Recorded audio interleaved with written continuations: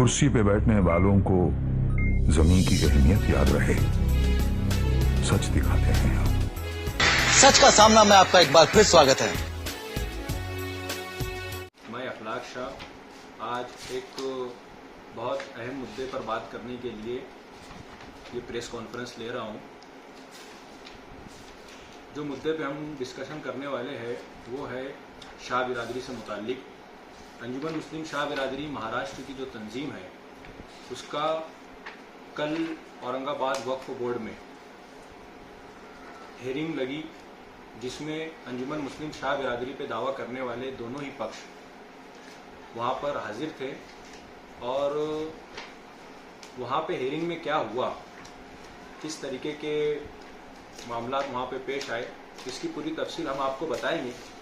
पर press conference का मकसद क्या है मैं वो आपको बताना चाहता हूँ कि कल के ही दिन से हमें और हमारी तंजीम के ज़िम्मेदारान को कई ऐसे फ़ोन मौसूल हुए जिसमें आवाम तक बहुत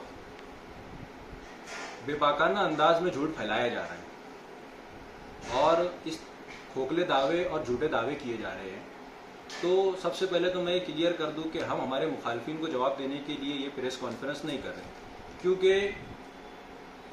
बेवकूफ़ों को और जाहिलों को कितने ही जवाब दे दिए जाए वो मानने को तैयार नहीं रहते और हकीकत से वो बहुत दूर रहते हैं।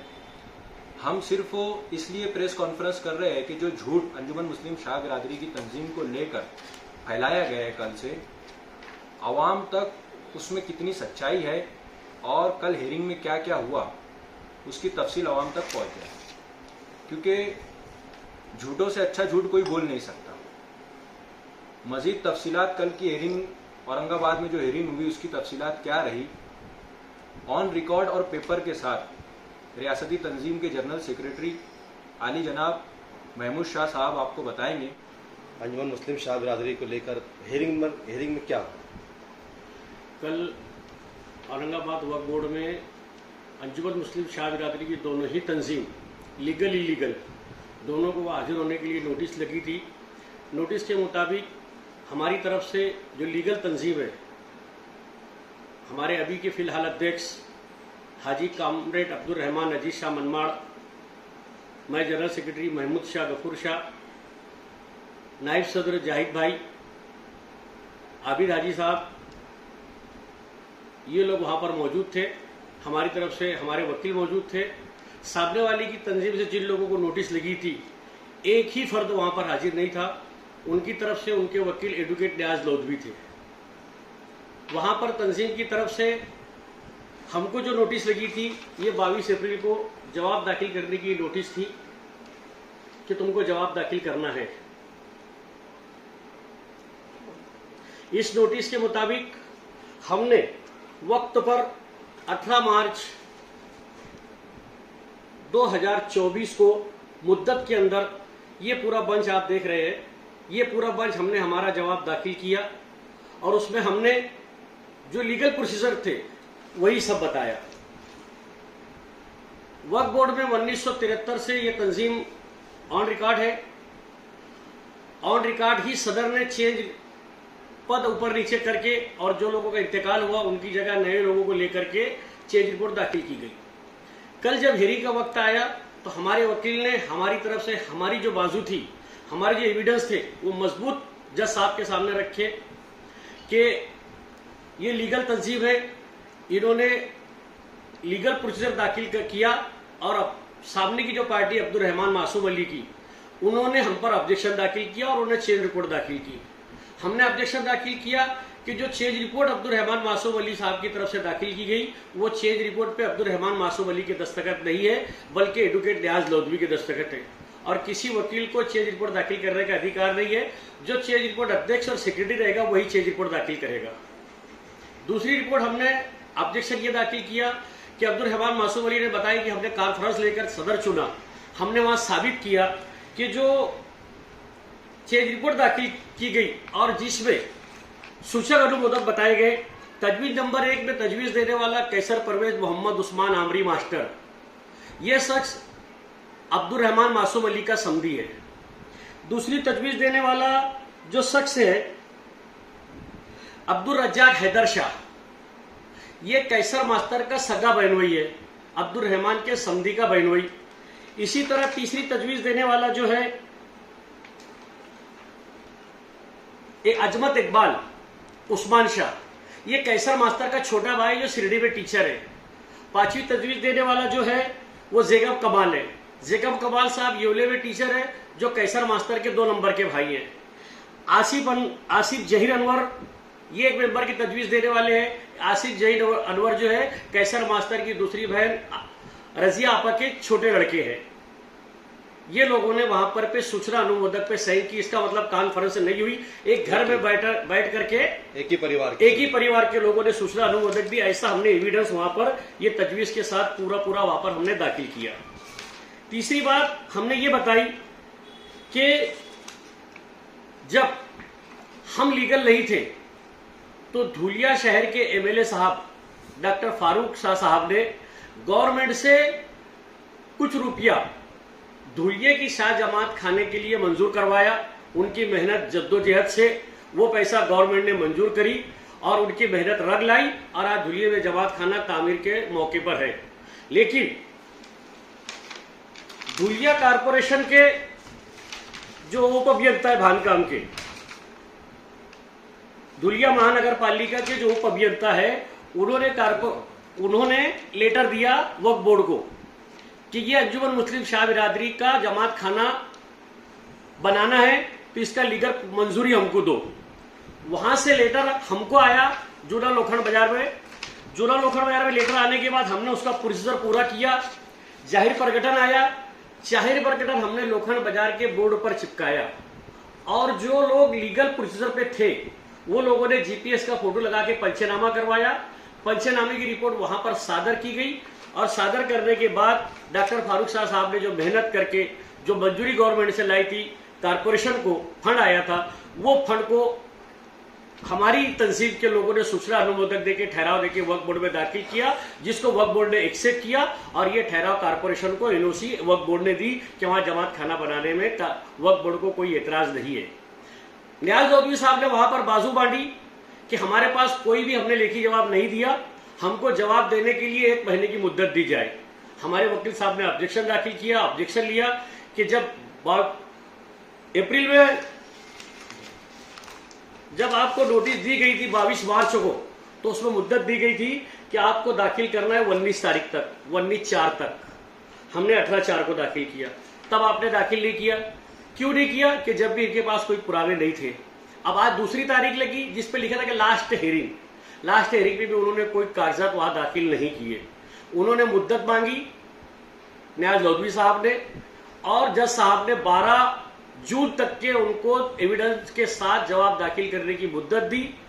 12 जून तक अगर जवाब दाखिल नहीं होता, एविडेंस नहीं आते और एविडेंस आते भी है तो जो भी फैसला होगा वक्फ बोर्ड का कागजात की बुनियाद पर, कानूनी तौर पर जो भी होगा, हमारे हक में हो, किधर के हक में हो, कागजात वो आगे की बात है। लेकिन फैसला 12 जून के बाद जो तारीख पड़ेगी उस पर फैसला होगा कि कौन लीगल है कौन इलीगल है। ये आपने जो तफसील बताई है, ये हेयरिंग में जो होगा, मकसद क्या है इसका कि क्यों लेना पड़ रहा प्रेस कॉन्फ्रेंस लेना पड़ रहा है कि कल रात में जो लोग, कल दिन में जो लोग वहां वक्फ बोर्ड में हाजिर नहीं हुए, जिनको नोटिस लगी, उन्होंने उनका वकील नुमाइंदा बनाकर भेजे और यहाँ गांव में वो लोग अफवाह फैलाते फिर रहे कि हम लोगों ने चेंज रिपोर्ट हमारी वापस ले ली और वो सदर बन गए। ऐसी वो खुद होकर मुबारकबाद ले रहे। बकौल निहाल अहमद मौलवी मोहम्मद उस्मान, लोभी गांव में लबाड़ भूखा नहीं मरता कि मजदाक ये लोग गांव में कर रहे। शाह बिरादरी के सीधे साधे भोली भाली आवाम को ये गुमराह कर रहे कि हम सदर बन चुके हैं। मेरी उनसे गुजारिश है कि अगर कल आपके हक में फैसला हो गया, आप सदर बन गए, तो आप व्हाट्सएप पर पत्रकार वालों को, मीडिया वालों को, इलेक्ट्रॉनिक मीडिया वालों को वो शेड्यूल 1 की कॉपी और आदेश की कॉपी शेयर कर दे। हम आपका इस्तेमाल कल ही जलसा लेके करने के लिए तैयार है। लेकिन खुदारा बिरादरी में ना इत्तेफाकी ना फैलाए, बिरादरी को गुमराह ना करे। यही आप लोगों के चैनल के मैं बिरादरी के आवाम को आगाह करने के लिए और सच्चाई बताने के लिए प्रेस कॉन्फ्रेंस ली गई है। जब मार्च में कोर्ट ने नोटिस निकाला था, वक्फ बोर्ड ने, मार्च था, अप्रैल था, मई था, 3 महीना इन्होंने जब सबमिट नहीं किए डॉक्यूमेंट, तो फिर कल कोर्ट में मजबूत दलील ये देना चाहिए था कि यार अब जरूरत ही नहीं 3 महीने का वक्त देने के बाद। उसका जवाब मैं ऐसे देना चाहूँगा उसका जवाब कुछ इस तरीके से है कि हम नहीं चाहते कि किसी भी प्रोसेस को छोड़ के आगे बढ़ा जाए। हमारी तंजीम या हमारे वकील जो वक्फ बोर्ड में इस लड़ाई को लड़ रहे हैं वो नहीं चाहते कि किसी भी प्रोसेस को अनफॉलो करके या छोड़कर या स्किप करके उसको आगे बढ़ा जाए। और 12 दिन का जो उन्होंने कोर्ट ने उनको टाइम दिया है, क्योंकि हमको पता है कि वो 12 दिन के बाद भी कोई जवाब दाखिल नहीं कर पाएंगे, क्योंकि हमारे पास पुरावे कागजात सब हमारे पास में है, रजिस्टर तंजीम पर हम लोग है, लीगल प्रोसेस हमने फॉलो किया हुआ है। अगर हम लीगल नहीं होते तो ये पंचनामा जो हमने किया, ये पंचनामा करने के बाद में फंड रिलीज ही नहीं हो पाता, एनओसी मिल ही नहीं पाता। ये हमारे पास क्यों आया?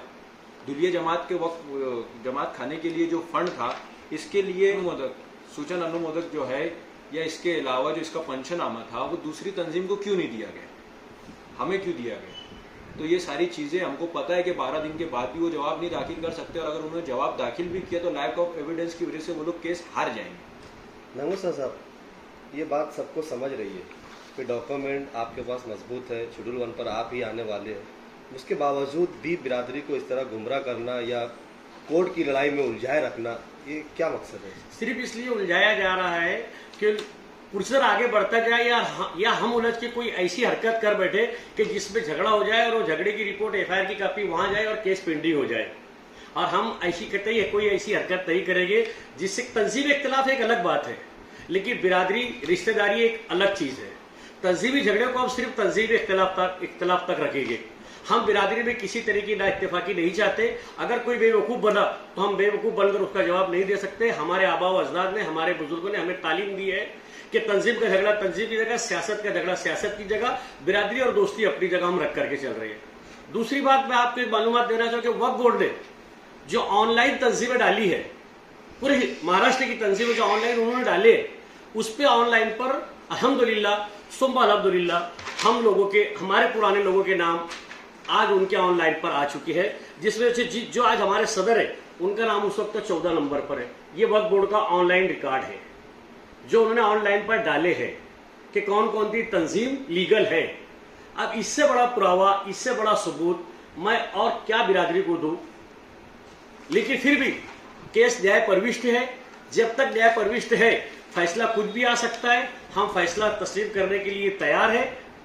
हम कोर्ट का जो भी फैसला आएगा, अल्लाह की जात से हमें उम्मीद है कि हमारे आबा और अजदाद ने 1972 से हमारे बुजुर्गों ने जो मेहनत की वो रंग लाएगी और वो मेहनत रायगा नहीं जाएगी। शेड्यूल 1 पर आज भी हमारे आबा और अजदाद हमारे बुजुर्ग हैं और उनकी दुआओं से जो नई चेंज रिपोर्ट दाखिल हुई, इंशाअल्लाह ताला अल्लाह ने चाहा तो वही लोग चेंज रिपोर्ट पर आएंगे। 12 तारीख के बाद फैसले का इंतजार कीजिए। और जो लोग अफवाह फैला रहे उनसे मुअद्दबाना गुजारिश है कि बिरादरी को, भोली भाली बिरादरी को गुमराह ना करे। अगर आपके पास कल फैसला हो चुका है तो उसकी नकल, ऑर्डर की नकल, शेड्यूल 1 की कॉपी प्रेस कॉन्फ्रेंस में लेकर, या लोगों के व्हाट्सएप, आज इलेक्ट्रॉनिक इतनी जोर में चल रहा है कि आदमी नहीं पहुंचता, उसके कागजात पहुंच जाए तो आप उस पर डालिए। अगर आपने कल शाम 5 बजे तक भी अगर आपने आज नकल नहीं लाई हुई तो आप अभी निकलिए। सामने वाले मुखालफी से कहते हो कि आज अभी औरंगाबाद निकलिए, अर्जी कीजिए, कल 11 बजे तक आपको नकल मिल जाएगी। आप कल शाम में, रात में प्रेस कॉन्फ्रेंस लेके वो नकल पूरी व्हाट्सएप पे और इलेक्ट्रॉनिक मीडिया को दीजिए। शनिचर के दिन जोहर बाद शहर के मशहूर बैंड बाजे को लेकर, नटराज बैंड बाज को लेकर, ढोल ताशे के साथ मैं मेरे साथियों को लेकर के उनका फुलहार करूंगा, उनका इस्तेकबाल करूंगा।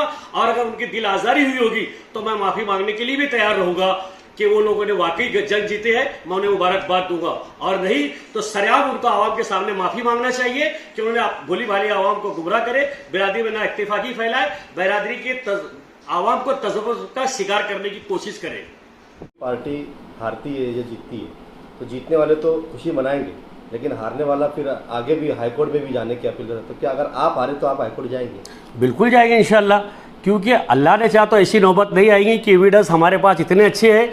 आप जैसे कि बुजुर्गों की और हमारे जो बुजुर्ग थे जो मेहनत करे, जो उन्होंने सजर लगाए थे, आज वो सायेदार दरख्त तो बन चुका, वो दरख्त की टहनियाँ इतनी जल्दी टूटेगी नहीं। इंशाल्लाह वो साया बिरादरी पर कायम रहेगा, हाईकोर्ट जाने की नौबत नहीं आएगी। अल्लाह की जात से ऐसी उम्मीद है। और अगर ऐसा कोई वक्त आता है तो हम तो इतने मजबूत है अल्लाह के हर एतबार से कि हम सुप्रीम कोर्ट तक भी जा सकते हैं। फिर सामने वाली पार्टी भी मजबूत है, फिर वो हाईकोर्ट जाएंगी, फिर ये बिरादरी का मसला वक्फ बोर्ड, फिर हाई कोर्ट, फिर सुप्रीम कोर्ट। मैंने आपको इससे पहले ही कहा कि हमारे बुजुर्गों ने इतना सजर लगाकर इतना सायेदार दरख्त बना दिया कि दरख्त की टहनियाँ इंशाल्लाह नहीं कटेगी और वो सायेदार दरख्त ही रहेगा, कभी भी उसके खिलाफ कोई ऐसी बात नहीं होगी। फिर भी कोर्ट है, आप कोर्ट के फैसले को तस्लीम करेंगे।